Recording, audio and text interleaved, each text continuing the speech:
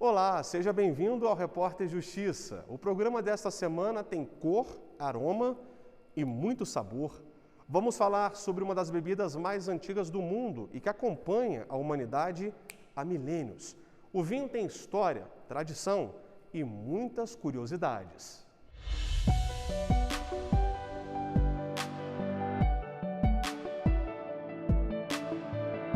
Uma pessoa quando fala que não gosta de vinho é porque nunca provou um bom vinho mesmo. Porque não tem como não gostar. É impossível. Não dá para afirmar a origem exata do vinho. Cada cultura tem uma crença. Muitos cristãos, por exemplo, acreditam que Noé plantou um vinhedo e produziu a primeira bebida do mundo. Já para os gregos é uma dádiva dos deuses. E tem quem acredite que o vinho surgiu meio que por acaso mesmo. Alguém deixou uvas amassadas e houve uma fermentação espontânea. A literatura revela que 3 décadas depois do descobrimento do Brasil, o vinho nacional deu seus primeiros passos. O português Brás Cubas veio para o país na expedição de Martim Afonso de Souza, fundou a Vila de Santos e mandou plantar mudas de videiras trazidas de Portugal. No começo foi um fracasso por causa do clima tropical. Com o passar dos anos, a produção vingou e a indústria vinícola brasileira despontou. O vinho se espalhou, o vinho fino, se espalhou pela região sudeste do Brasil, numa produção de alto nível e mostrando a qualidade de cada uva. É algo muito bonito que se desenvolve hoje no Brasil, porque nós temos uva não somente lá no Rio Grande do Sul, nosso principal produtor, 80% vem de lá, do Rio Grande do Sul. Mas há uma expansão fantástica acontecendo no sudeste e no nordeste do Brasil.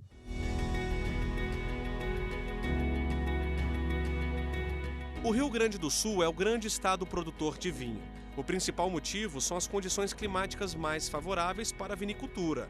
Aqui, os produtores transformam cada cacho de uva em uma bebida de qualidade. Fé, trabalho e família. Daqui a 90 estaremos comemorando, não nós, mas nossos filhos, nossos netos estarão aqui, nos agradecendo pelo trabalho que sempre tivemos até hoje. O universo do vinho é cercado por mitos e verdades. Quem nunca ouviu aquela frase relacionada ao vinho que virou até ditado popular? Quanto mais velho, melhor. Não necessariamente. Alguns vinhos se beneficiam com o envelhecimento, mas a maioria tem durabilidade curta e não melhora com o tempo. Outro mito: os melhores vinhos são produzidos de uma única uva. A qualidade da bebida não tem relação com a quantidade de frutas usadas. Agora, uma verdade: o vinho precisa ser armazenado em ambiente escuro e com temperatura controlada, porque não resiste ao calor e luminosidade. Em Brasília, Ricardo segue à risca essa regra. Não é à toa que tem uma adega discreta no apartamento, com capacidade para 34 garrafas. Eu gosto da ideia do vinho sempre associado à comida. Você pode beber um vinho separado, dependendo do tipo de vinho, num vinho do Porto e tal. Mas o vinho sempre ele adiciona algo ali no paladar em geral, que você está provando alguma coisa, o vinho traz algo novo naquele paladar, né? Praticamente todos os dias, Ricardo bebe uma taça de vinho. A escolha da garrafa depende da companhia, do clima e do cardápio. O vinho tem uma relação bem próxima com a comida. Beber o vinho sem acompanhamento, sem comer, é algo... Então, culturalmente, a bebida vinho é acompanhada ou acompanha a comida. Enquanto outras bebidas podem ser tomadas de maneira mais informal, ou melhor, não deixa de ser informal o vinho assim, junto à comida, mas você pode beber, você pode tomar 2 doses de uísque, pode tomar 5, 6 cervejas, chopp, gin tônica, gin puro, e não precisa necessariamente estar numa mesa de almoço ou jantar. Na busca por novas experiências, Ricardo adquiriu um hábito curioso. Eu ouvi uma vez de um especialista uma dica, assim, ele falando da quantidade de rótulos. Assim, nos mercados no Brasil, ele falou algo entre 70 e 100 mil rótulos diferentes nas prateleiras. Aí ele falou para mim: nunca repita um vinho. Não há razão para repetir, mesmo que você goste dele. Porque você está se privando de novas possibilidades, inúmeras, né, que tem por aí. Mas afinal, o vinho faz bem à saúde? Conversamos com esse endocrinologista e amante da bebida. Ele comenta sobre um estudo francês que há quase 30 anos atrelou a longevidade ao consumo do vinho. Ele demonstra que os franceses, apesar de fumarem muito mais e comerem muito mais gorduras saturadas do que os americanos, morriam muito menos de doença cardiovascular.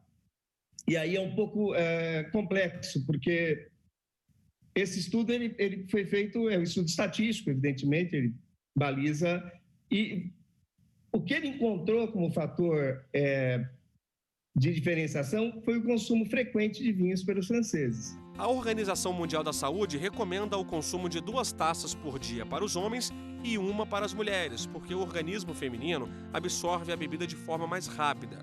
Ou seja, doses moderadas podem fazer bem à saúde, como diminuir os riscos de doenças cardiovasculares. Mas quem perde o controle e extrapola no consumo pode criar um problemão. Você não tem escrito na testa de ninguém quais são aqueles consumidores que eventualmente evoluem para o vício. Isso que faz com que uma situação que aparentemente pudesse ser consensual, desde que não houvesse o risco à dependência aos exageros e destruições hilárias do ponto de vista de comportamento, essa coisa toda, e também no contexto orgânico a hepatotoxicidade, o quanto que o álcool é capaz de atormentar a vida fisiológica do fígado. Entre 2019 e 2020, o consumo de vinhos no Brasil aumentou quase 30%. A pandemia do coronavírus foi um dos fatores. Esses dados são da consultoria inglesa Wine Intelligence, que é uma empresa que está há mais de 20 anos no setor e que trabalha em 35 mercados pelo mundo, né, fazendo aferições constantes, ouvindo os consumidores, entendendo seus hábitos, suas preferências, né, e apurando justamente essas mudanças no padrão dos países. Então, o Brasil se destaca muito por isso. E foi justamente na pandemia que o Renato descobriu a mais nova paixão, um caminho sem volta. Com a apreciação desses vinhos, eu comecei a aprender com que tipo de alimento eles combinam, com outros tipos de formas de se beber esse vinho. E tudo isso fez com que eu me tornasse hoje alguém que sabe mais sobre o vinho. Apesar do crescimento no consumo, o brasileiro bebe cerca de 2 litros de vinho por ano. É pouco. A França toma cerca de 60 litros per capita ano. Aqui mesmo no nosso lado, o Uruguai, que é um país pequeno, de menos de 4 milhões de habitantes, acaba tomando cerca de 30 litros per capita ano. Então, na verdade, o que se quer no setor é desenvolver a ideia de que o consumo de vinho deve ser regular, né? Tomado moderadamente e durante as refeições. O vinho ainda é uma bebida que ela custa mais caro, né? Então, acaba sendo uma bebida de uma ocasião mais especial no Brasil. No próximo bloco, a repórter Renata Teodoro mostra que o vinho brasileiro tem ganhado espaço fora do país. E ainda, você sabe o que faz um wine hunter? Ou melhor, um caçador de vinhos? Continue com a gente.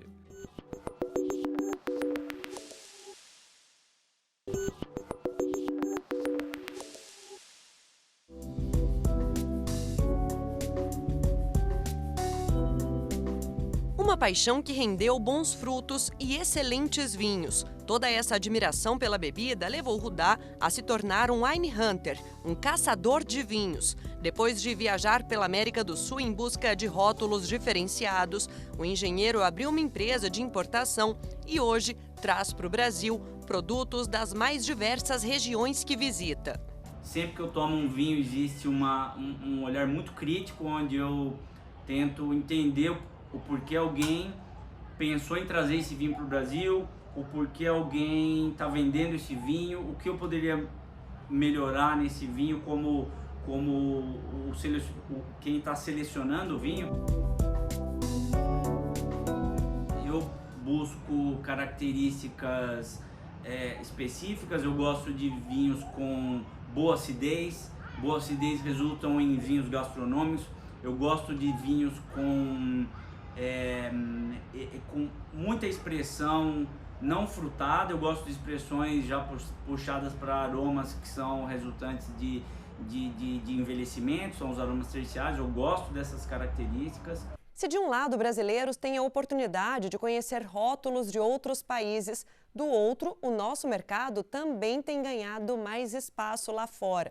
De janeiro a setembro de 2021, o Brasil deu um salto de 62% nas exportações de vinhos e espumantes em relação ao mesmo período de 2020. Em valor, o crescimento foi de 54%, somando mais de 9 milhões de dólares. Ainda de acordo com o estudo feito por uma empresa de auditoria de importação e inteligência de mercado, os dados mostram que o estado do Rio Grande do Sul continua sendo o que concentra a maior parte das exportações brasileiras, seguido por São Paulo e Paraná. O representante do Conselho de Planejamento e Gestão da Aplicação de Recursos Financeiros para Desenvolvimento da Vitivinicultura do Estado do Rio Grande do Sul ressalta que a percepção do vinho brasileiro no exterior vem se firmando cada vez mais de forma contínua desde 2015, aumento que se dá, em especial, ao interesse de alguns países pelos produtos brasileiros. Nossa flagship, nosso carro-chefe do projeto é o espumante brasileiro, que também ele vem sendo mais perceptível no mercado externo, o seu reconhecimento. E, portanto, o mercado-alvo principal do espumante, ele é os Estados Unidos. Já falando agora de vinhos tranquilos, todo tipo de vinho, então a gente tem a China também como mercado-alvo, alguns países da América do Sul, e alguns países da Europa também que fazem parte desse destino de exportação. Crescimento que vai além com o trabalho feito pela Associação Brasileira de Enologia. Temos um calendário anual de concursos e temos concursos na Espanha, na França, Itália, na Hungria, Canadá, México, Chile, Argentina. Então, as empresas congregam as amostras na Associação Brasileira de Enologia. A Associação Brasileira de Enologia faz o envio das amostras para a organização desses concursos. E, para nossa grata surpresa, digamos, não tão para nós surpresa, mas para os outros países tradicionais produtores do mundo, o Brasil já é reconhecido, sim, por ter ganhado importantes premiações, competindo com vinhos das mais diversas regiões do mundo, e obtendo destaques importantes em seus produtos. A região de Bento Gonçalves, no Rio Grande do Sul, ocupa boa parte da produção brasileira e é onde está a sede da Embrapa Uva e Vinho. Por lá, a gente encontra uma gama de variedades da Vitis vinifera, espécie mais adequada para a vinificação. As mais populares são as Sauvignon Blanc, Chardonnay, Pinot Noir, Merlot, Cabernet Sauvignon e Malbec. Entre as contribuições para o setor da vitivinicultura, Adeliano explica que tem atuado com o desenvolvimento de novas cultivares de uvas. Essas cultivares são altamente adaptadas às nossas condições de cultivo, desde as regiões tradicionais aqui da Serra Gaúcha, Rio Grande do Sul, Santa Catarina, até as regiões mais novas na produção de vinho, como São Paulo, Minas, Goiás e o semiárido nordestino. Essas cultivares também têm uma resistência à doença melhor quando comparadas às cultivares tradicionais e introduzidas da Europa. No Distrito Federal, a produção de vinhos artesanais tem sido o grande desafio da Fazenda Califórnia. A plantação de uva existe há 10 anos, mas tudo começou de um jeito bem familiar. É uma ideia que já vem originalmente da família do meu sogro de Líbano, em Zarle, onde o pai dele contava que os familiares deles plantavam uva em Zarle. Então já tinha essa ideia na cabeça do meu sogro em plantar uva aqui no Cerrado, quando nós descobrimos que a uva estava se dando muito bem adaptada no Cerrado, tanto o Cerrado goiano, o Cerrado mineiro e aqui no Cerrado brasiliense. O que a gente está buscando é trazer técnicas inovadoras e extremamente de sucesso, né? Que garantem a produção de vinhos excelentes aqui no Brasil. Encontrar a melhor, vamos dizer, casta, tipo de uva ideal para essas condições ambientais. Condições ambientais únicas, né? Brasília tem um clima único, seja pela altitude, seja pela sazonalidade. A lei que trata da circulação, comercialização e produção de vinhos traz regras para o produtor, como o registro da vinícola e dos produtos fiscalizados pelo Ministério da Agricultura. A produção artesanal também é regrada por essa lei, com algumas características, que é o que explica esse advogado. 70% da produção deve ser de responsabilidade do agricultor, que pode produzir até 20 mil litros por ano para se encaixar na agricultura familiar. O envasilhamento do vinho ele precisa ser feito exclusivamente no imóvel rural, né? Então, tu produz a uva dentro do teu imóvel rural e tu faz o envasilhamento também dentro do teu imóvel rural, né? E daí a venda desse produto também tem limitações. Ou tu vende dentro da tua propriedade, né, onde foi produzido o vinho, tu faz essa venda direto para o consumidor. Tu não pode ter um outro, um representante comercial, alguma coisa assim, né? Tu não pode repassar o teu vinho para outra pessoa vender. Direto de Pernambuco, Franciele também veio de uma família do campo por conta do pai, produtor de uva de mesa. Mas o contato com o mundo do vinho aconteceu mesmo quando ela estava na faculdade, com um curso que fez de viticultura e enologia. Hoje é sommelier de uma grande marca de vinhos e espumantes. Está aí para mostrar que não é só a exportação brasileira que tem crescido, como a presença da mulher no campo também. Infelizmente, ainda há poucas mulheres. É um campo de trabalho com bastante potencial para a gente, mas eu vejo que ao longo dos anos tem crescido bastante o número de mulheres atuando como enóloga e como sommelier. E para mostrar que a força feminina tem feito diferença dentro de campo, não sai daí, que no próximo bloco eu vou contar essa história para você. Mulheres que não só produzem, mas também apreciam bons vinhos e entendem muito do assunto. Eu volto daqui a pouquinho. Um brinde, muito obrigado e nos vemos na próxima taça de vinho. Saúde!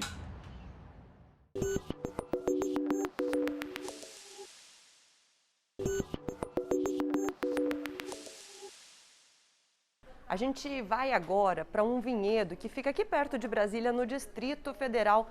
E vamos ver como é que funciona a plantação de uvas para a produção de vinho. Vamos?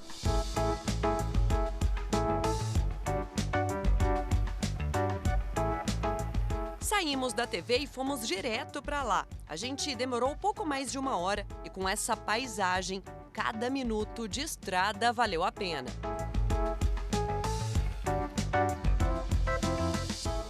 Chegamos na Casa Vitor, uma propriedade que existe desde a década de 1980 e nos últimos anos tem investido na plantação de uva para vinhos finos e é isso que eu vou conhecer agora.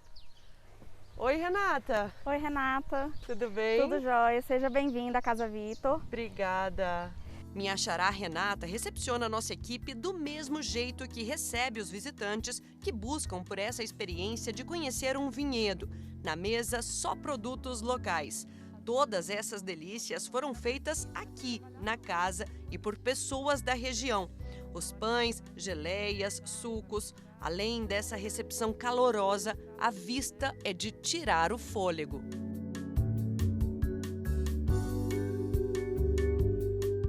Aqui em Brasília a gente tem poucas oportunidades de estarmos inseridos no campo e a nossa proposta é exatamente essa, que a pessoa venha para o ar livre, para o meio da natureza, degustar um bom vinho, uma boa gastronomia. De perto, o vinhedo é ainda mais lindo. Marina é que cuida de toda a plantação junto ao marido e conta que há 2 anos nasceu a ideia de plantar uva para a produção de vinhos. Começaram com Syrah, Pinot Noir e Sauvignon Blanc. A gente tem aqui o clima favorável, né? Que a gente tem O clima é muito importante para o cultivo da uva. Só que a gente tem um fator assim que emperra um pouquinho, que é o custo. É um custo bem alto, né? E outra coisa que é uma planta muito sensível. Eu sempre brinco que é um bebê prematuro, porque a partir do momento que você coloca na terra, todo dia você tem que passar pelo vinhedo.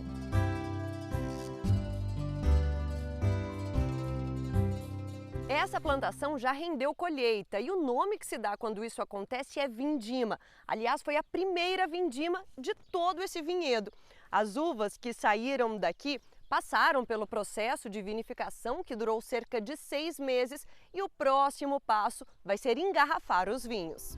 Assim que a bebida estiver pronta, será vendida dentro da propriedade e numa vinícola cooperativa, com outros 10 amigos também produtores. Aqui a gente está usando o método que é empregando a banda floral. O que é isso?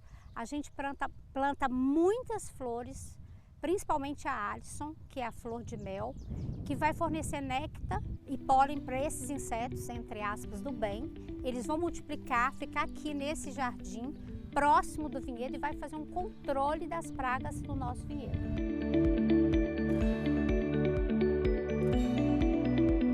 Da produção ao conhecimento, falar sobre vinhos e negritude foi o que levou Silvana a fundar a empresa Confraria das Pretas. Quando eu decidi levar a informação do vinho adiante, foi quando eu comecei a perceber que as pessoas em minha volta não consumiam vinho, né? Eles achavam que o vinho era um produto que não era acessível para eles e que era um produto muito elitizado.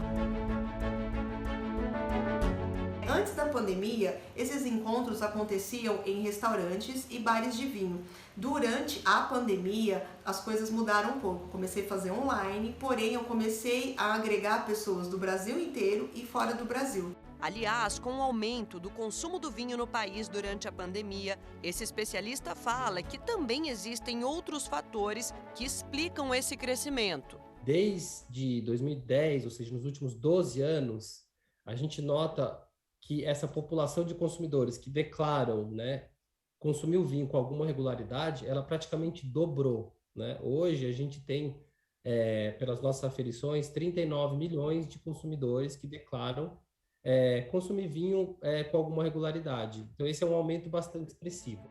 Marisa está aí para mostrar que faz parte desse número. Há mais de um ano decidiu fazer uma assinatura de vinhos e mesmo que não queira se especializar, tem aprendido bastante e apreciado diferentes sabores. Cada mês vem um vinho de uma região. Então nesse período de 1 ano e meio eu já recebi vinhos do Chile, da Espanha, da Itália, da França, da África do Sul. Então é um processo, é muito mais uma experiência, né?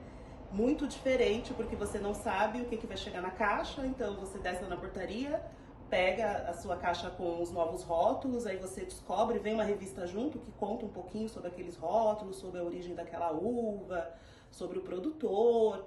Para mim é mais pela experiência.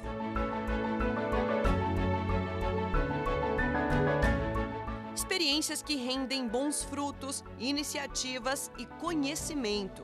E assim, a gente termina o Repórter Justiça desta semana. Já segue nosso perfil no Instagram? É o TV Justiça Oficial. No YouTube, o canal é o mesmo.